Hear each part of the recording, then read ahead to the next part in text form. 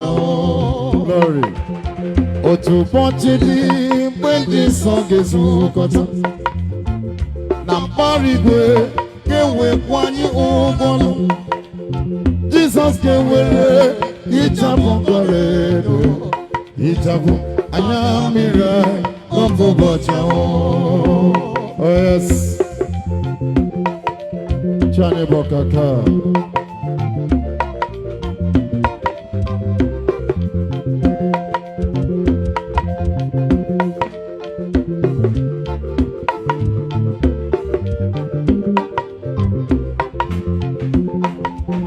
Ijekuru Jesus medike sacha asawo inobara waturuta inezike na onyabo uwero asawo inobara waturuta asawo inobara.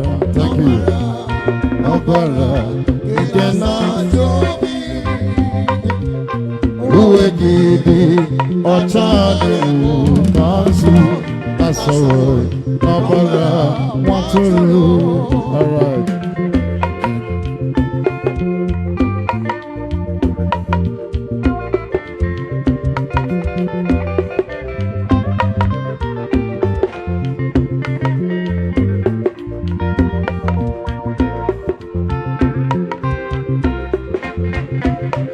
Kemu chegio nandu nile keme uchegio nandu nile Lord.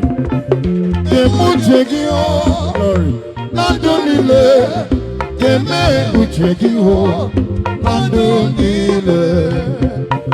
Kemu chegine baino nandu nile keme uchegio nandu nile. Kemujegio, glory, Landonile, Keme Uchegio, Landonile.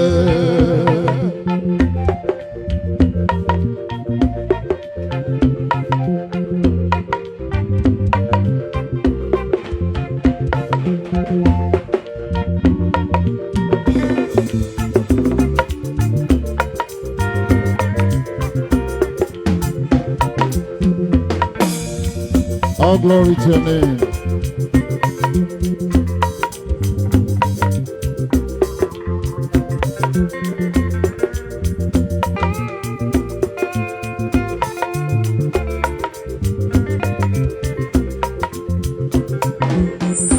Isaiah Nurulu Kechukuta.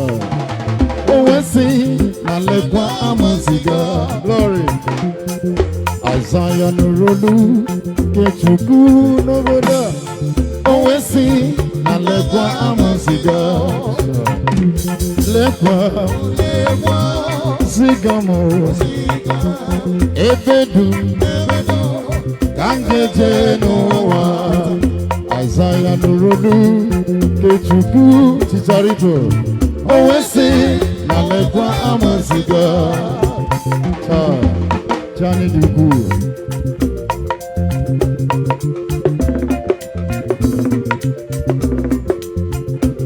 Iye nili neme adina kukwaya. Ori nili nezuta adina kukwaya. Wayo nili neme adina kukwaya. Agagukotaya nobosite nabia. Ori nili nezu adina kukwaya. Awo nili nabo adina kukwaya.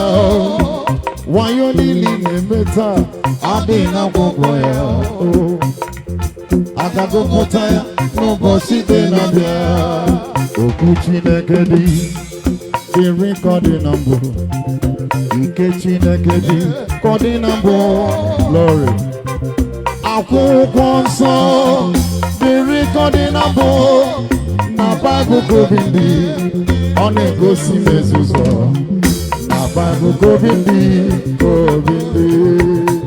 Glory to your name, Jesus.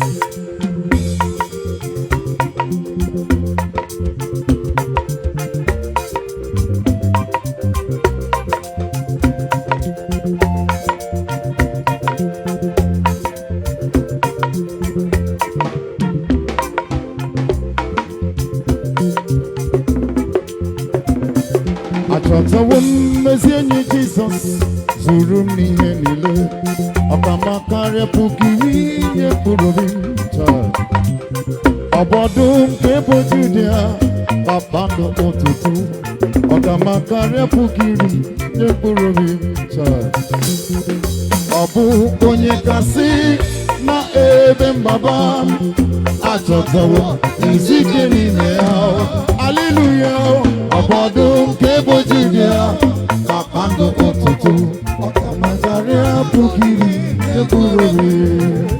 Oh yes.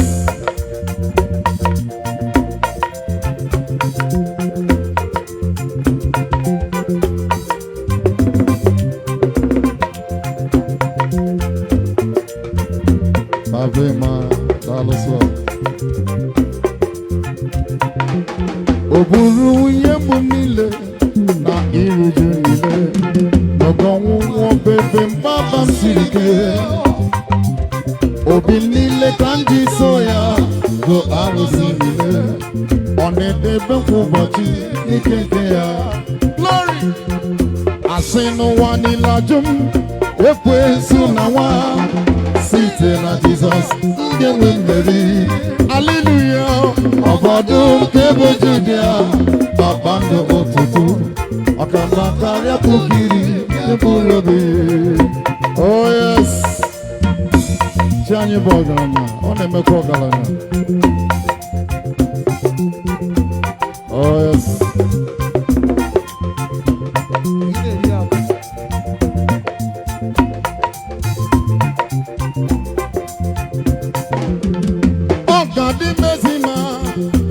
Gagozi meze aga meko kalam sambara ikaka gibinye kwara digete kwa woni ojo nile Jehovah Chineke mo akwa Jabez ebere Jabez pere God bless you Chineke zaraya Chineke gazagi akwa Jacob mo ebere Jacob pere Chineke zara ya ọ dịga gbanwe akwa ha n'ala ebere ha na kpere Chineke zara ya Chineke gaza gị akwa Jacob ebere Jacob kpere Chineke zara ya biko o we ihe ntị ya iwa ndị backup before ikwe backup gụọ ịma biko o wee na-ekwu ọ bụgo na observe ya na-ekwu akpọ n'afa before ikwe backup gụọ ịma ụdị a ka anyị si gị ministry mmadụ tunu egwu ka esi m afa this boy egwu a na-ewu you are great yes you are holy God the vocalist tunu ya bụ ihe egwu dị egwu keyboardist akpọgo elu gbaa na ka vocalist tie ọnụ ihe anyị na bụ ụwa great ihe ụwa holy war and onye gụrụ ihe anọghị a mma mkpọ afa the guy got viral. Man to aka here again. Hello. Yes. We are outside. Shout out to Dan Agape. Eku amara butere aga amara nti adekwa. Elegant face in Panko, the senior of all seniors. I voice. All right, ladies and gentlemen. Iyo ge jai kimeli ya bu official opening prayer. Well, me time ya. And right about now, I would like to welcome to the stage a living legend who is here, a person who his father has made a way for him, and he came up and started from where his father stopped, and is now making a way for himself very well. All the way from Abo Ancient Kingdom in the town of Delta, ladies and gentlemen, I want to welcome to the stage Prince Onyeka Ali Chukuma, like father, like son. He's right alive here. Men on stage, no time to say no time. Because